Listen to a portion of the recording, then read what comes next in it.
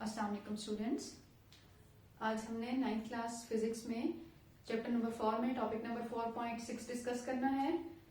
ये जो हमारा टॉपिक है इसको हमने प्रीवियस लेक्चर से स्टार्ट किया हुआ था, यानी कि फ्रिक्शन होती क्या चीज है, फ्रिक्शन की टाइप्स कौन सी होती हैं, फिर फ्रिक्शन के एडवांटेज डिसएडवांटेजेस क्या हैं, और हम क्योंकि फ्रिक्शन जो है ये एक रिटार्डेशनल फोर्स है ना, ये किसी भी ऑब्जेक्ट के मोशन को रिटार्ड करती है, तो फिर हमने ये भी सीखा था कि फ्रिक्शन को रिड्यूस कैसे करते हैं। ठीक है, सो आज जो है वो हमने फ्लूइड फ्रिक्शन पर बात करनी है, लेकिन इससे पहले दरमियान में हमारा छोटा सा, मैंने आपको वैसे इंट्रोडक्शन तो दे दिया था रोलिंग फ्रिक्शन का, लेकिन बुक के रेफरेंस से हमारा छोटा सा रोलिंग फ्रिक्शन वाला टॉपिक जो है वो रह गया था। ठीक है, पहले हम उस पर बात करेंगे और फिर हम बेसिक जो हमारा आज का टॉपिक है फ्लूइड फ्रिक्शन वो डिस्कस करेंगे।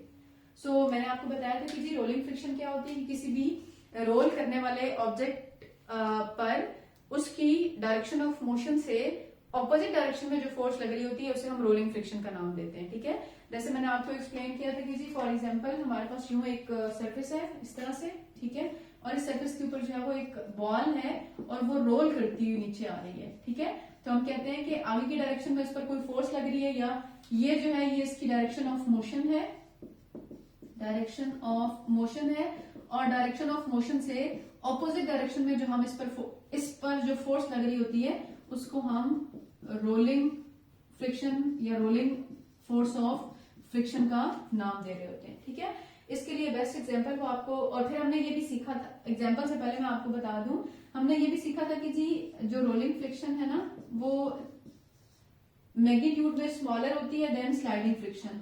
रोलिंग फ्रिक्शन इज स्मॉलर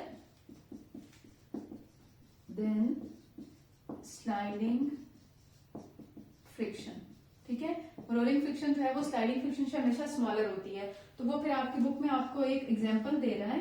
ठीक है, और एग्जांपल में वो आपको बड़े अच्छे से एक्सप्लेन कर रहा है। फॉर एग्जांपल ये आपके पास एक डीप फ्रीजर है, ठीक है, और ये हमारा जो ग्राउंड है, ठीक है, वो आपको बता रहा है कि जी एक पर्सन है जिसने इस डीप फ्रीजर को ग्राउंड पर यूं मूव करवाना है। अब देखिए ये डीप फ्रीजर एक सरफेस हो गई और ग्राउंड हमारा दूसरा सरफेस हो गया। डीप फ्रीजर को यहाँ पर आपने पुश करना है, इसका मतलब है इसने इस सरफेस के ऊपर स्लाइड करना है, तो इस केस में जो फ्रिक्शन बनेगी वो बनेगी स्लाइडिंग फ्रिक्शन।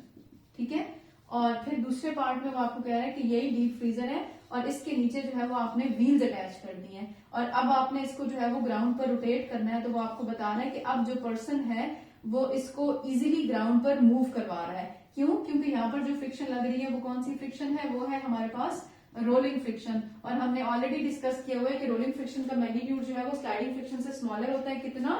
100 से लेकर 1000 टाइम्स स्मॉलर होती है रोलिंग फ्रिक्शन स्लाइडिंग फ्रिक्शन से। तो वो आपको ये इस एग्जांपल के थ्रू एक्सप्लेन करने की कोशिश कर रहा है कि ये जो व्हील की इन्वेंशन है ये साइंस की बहुत इंपॉर्टेंट इन्वेंशन है। क्यों?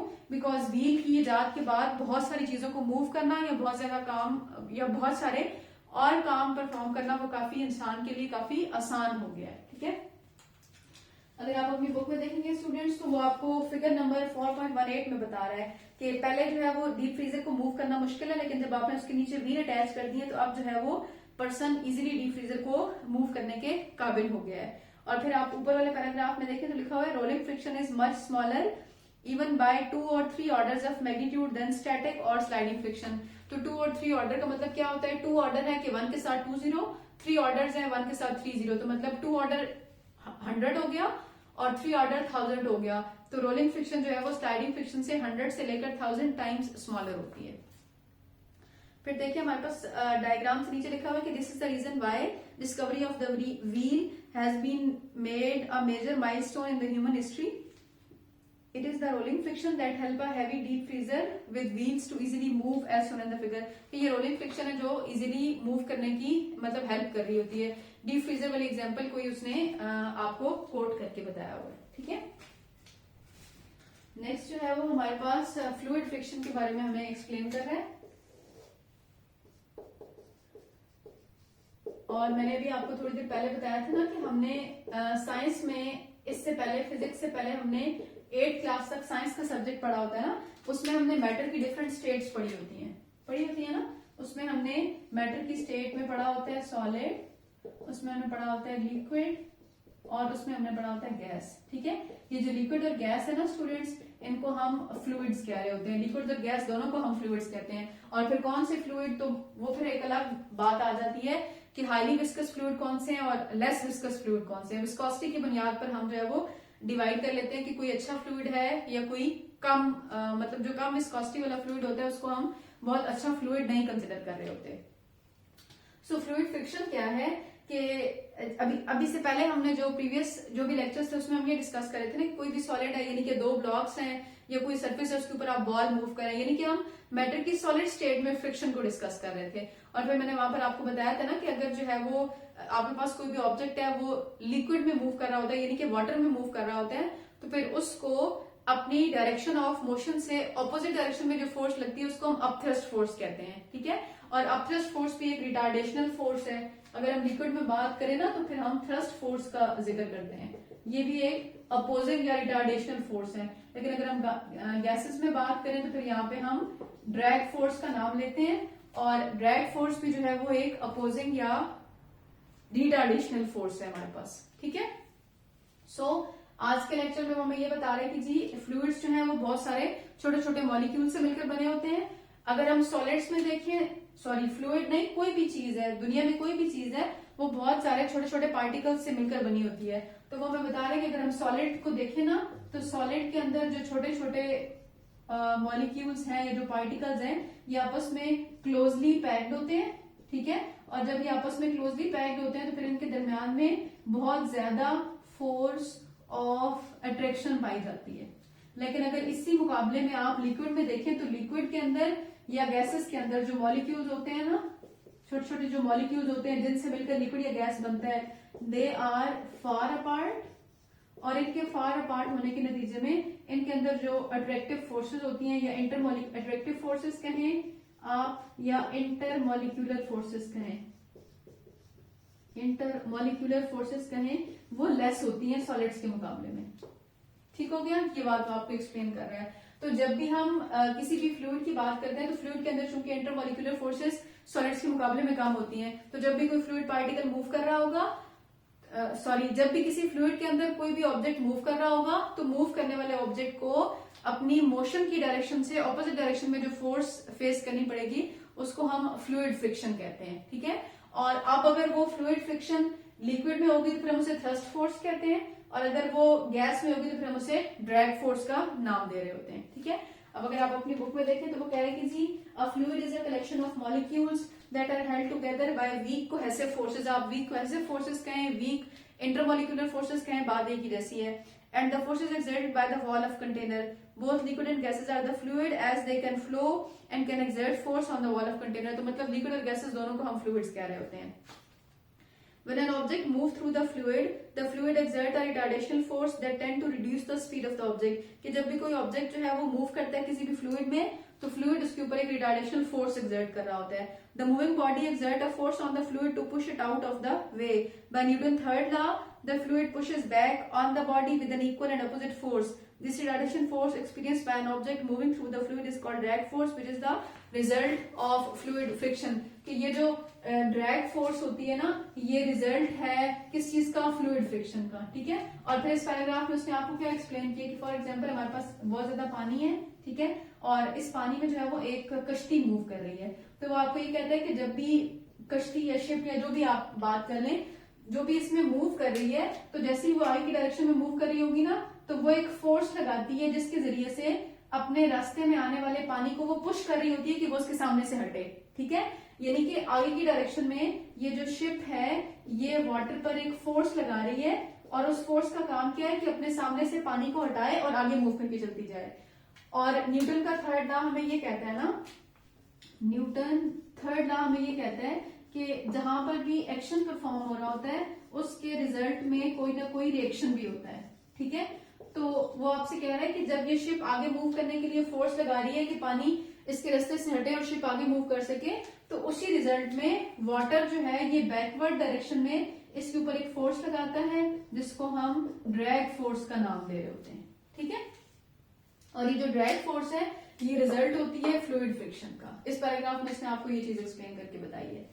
फिर देखिए नेक्स्ट में वो आपसे कह रहा है कि जी for example when you exert your hand out of the window in a moving vehicle If you set the palm of your hand in the direction of motion, you can observe the fluid friction and drag force it exert on your palm. कह रहे कि जी गाड़ी move कर रही है और चलती हुई गाड़ी में अगर आप शीशे से अपना हाथ बाहर निकालते हैं, यूं रखते हैं, तो आपको महसूस होता है कि जो जब जैसे गाड़ी मूव कर रही है ना, तो आपका मतलब हैंड भी जो है वो आप गाड़ी में बैठे हुए तो आगे की डायरेक्शन में गाड़ी के साथ साथ मूव कर रहे हैं, लेकिन आपको अपने हैंड पर एयर मॉलिक्यूल की वजह से अपोजिट डायरेक्शन में लगने वाली एक फोर्स महसूस होती है जिसको हम ड्रैग फोर्स कहते हैं। और फिर कह रहा है कि you can also C variation in the drag force by changing it's orientation.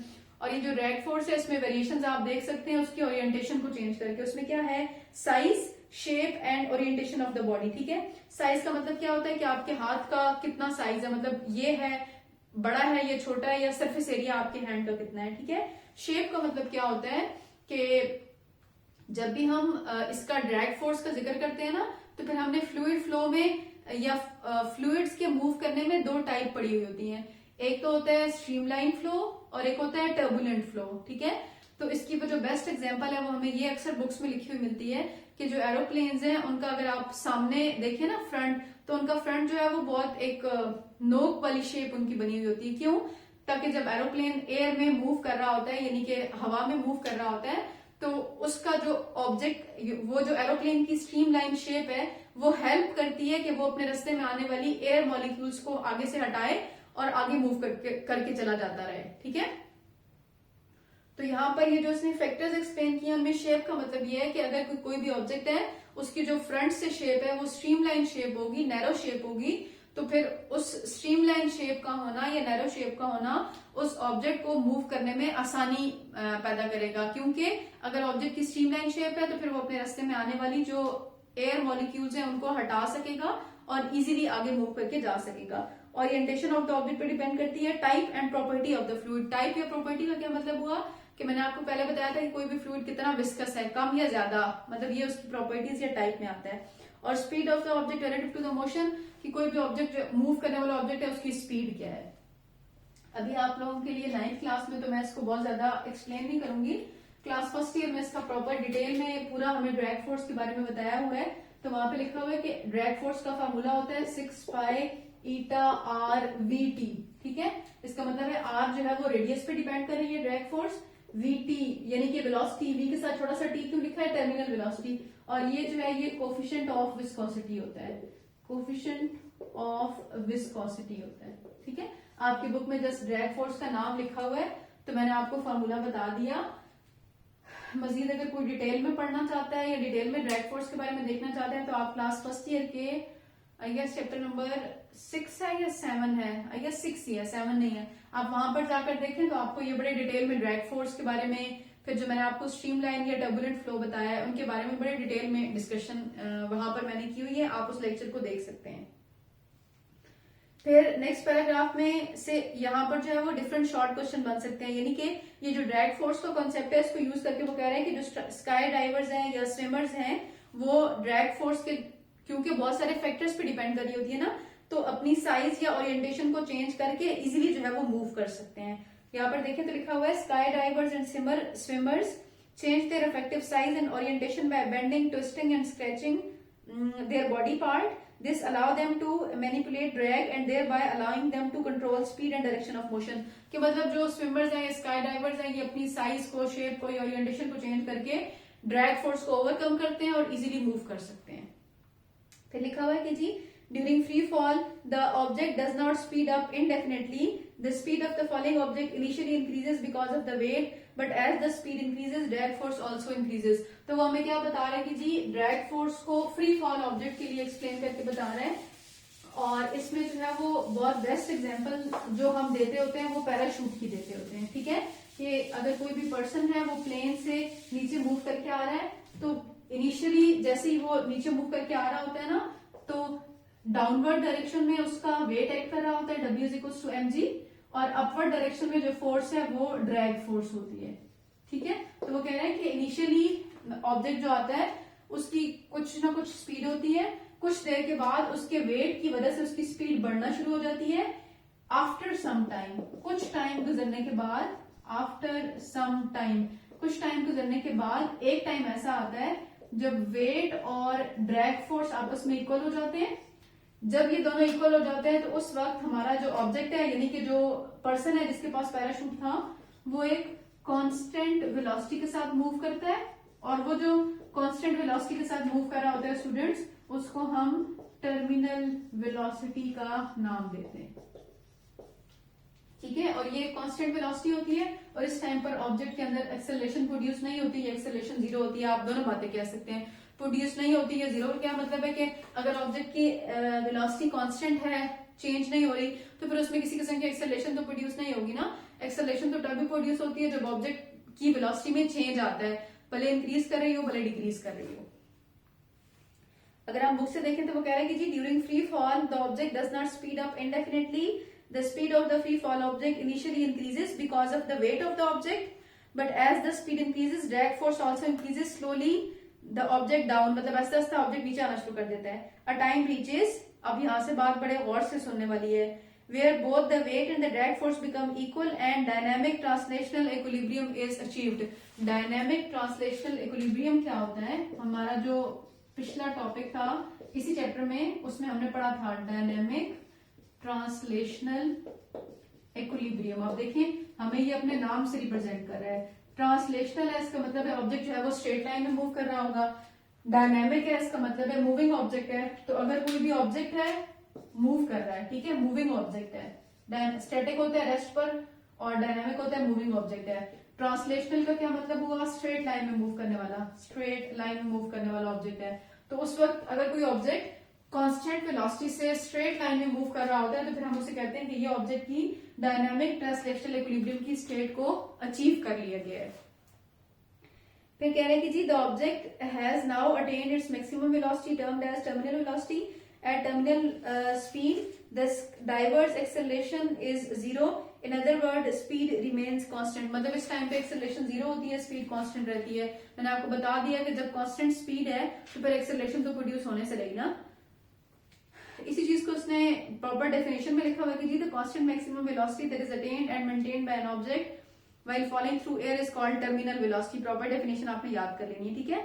फिर वो जो पैराशूट वाली एग्जांपल मैंने आपको बताई है ना, उसमें वो आपको टर्मिनल वेलोसिटी का कॉन्सेप्ट एक्सप्लेन करके दे रहा है कि इनिशियली एक्स एक्सिस पे अगर हम देखें तो हमें टाइम गिवन है और वाई एक्सिस पे हमें स्पीड गिवन है, ठीक है। तो हमें बता रहे हैं कि इनिशियली जैसे ही पर्सन जंप करता है, जैसे जैसे टाइम पास होता है तो उसकी स्पीड बढ़ना शुरू होती है, ठीक है। एक टाइम ऐसा आता है कि जब उसकी स्पीड बिल्कुल कांस्टेंट हो जाती है, स्टेडी स्पीड है, ठीक है।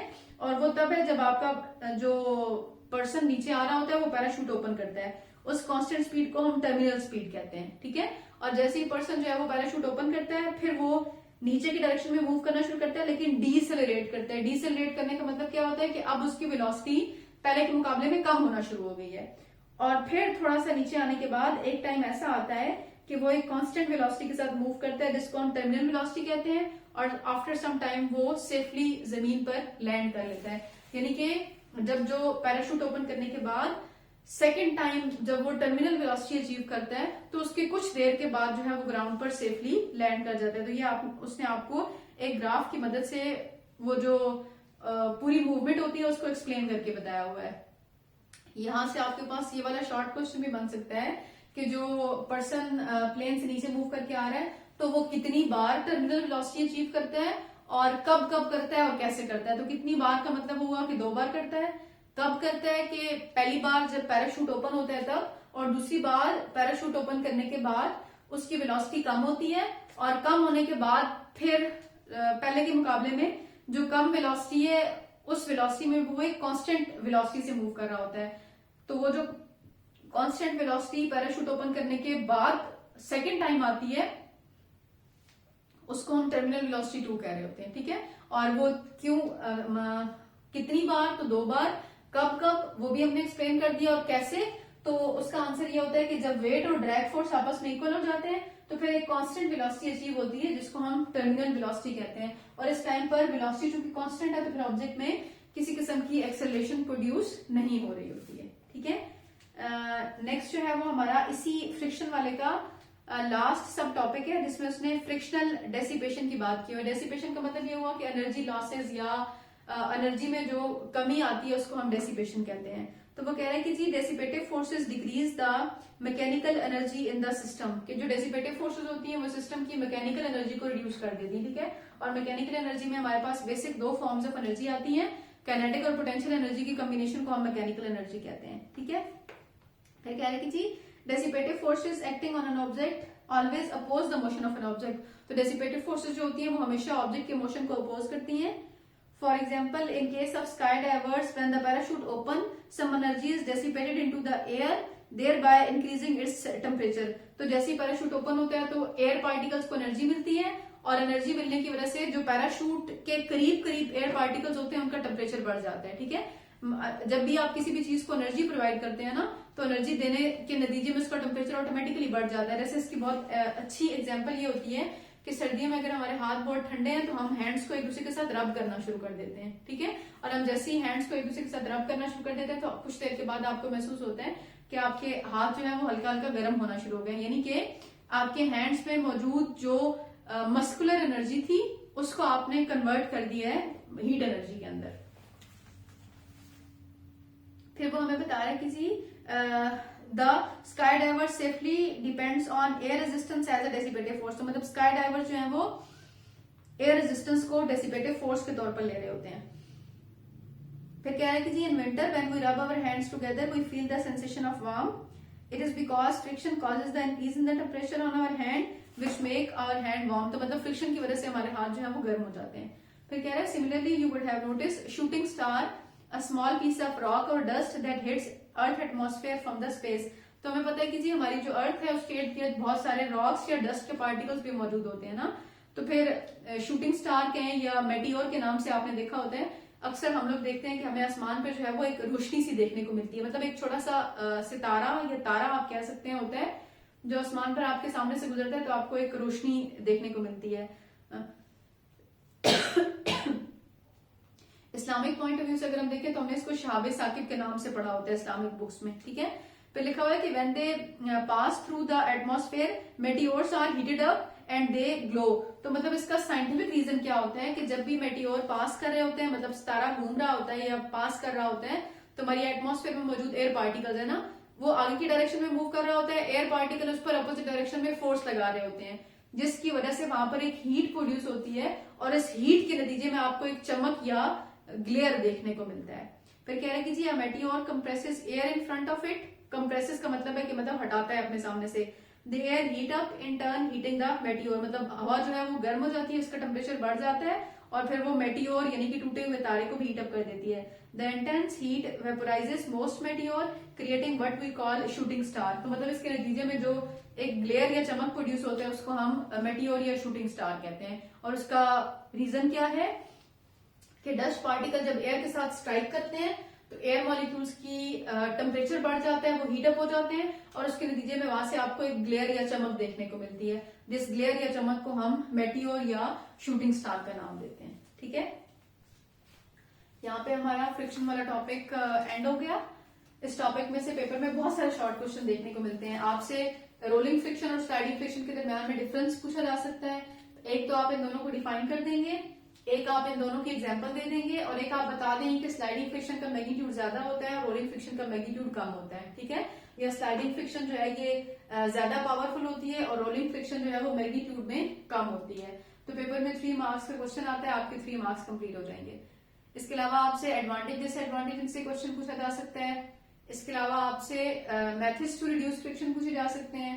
इसके अलावा आपसे ड्रैग फोर्स वाला कॉन्सेप्ट पूछा जाता है, ड्रैग फोर्स कौन कौन से फैक्टर पे डिपेंड कर रही होती है। और फिर उसके बाद आपसे टर्मिनल वेलोसिटी की डेफिनेशन और पैराशूट को ओपन करते हुए टर्मिनल वेलोसिटी कब, कैसे और कितनी बार अचीव की जा सकती है ये। इसके अलावा जो आपका माइक्रोस्कोपिक व्यू था ना किसी भी सरफेस के हवाले से, वहां से शॉर्ट क्वेश्चन बन सकता है। और लास्ट जो है वो आपसे ब्रेक्स को अप्लाई करने का तरीका जो है ये आपसे शॉर्ट क्वेश्चन में पूछा जाता है। तो ये पेपर पॉइंट ऑफ व्यू से काफी इंपॉर्टेंट टॉपिक है। I have tried my best कि मैं आपकी बुक में जो भी लिखा हुआ है उसको प्रॉपरली एक्सप्लेन करूं। आप बुक से रीड कीजिएगा। स्टिल भी अगर फिर आपको कोई चीज समझ नहीं आई, आपका कोई क्वेश्चन है तो आप मुझसे कमेंट सेक्शन में पूछ सकते हैं।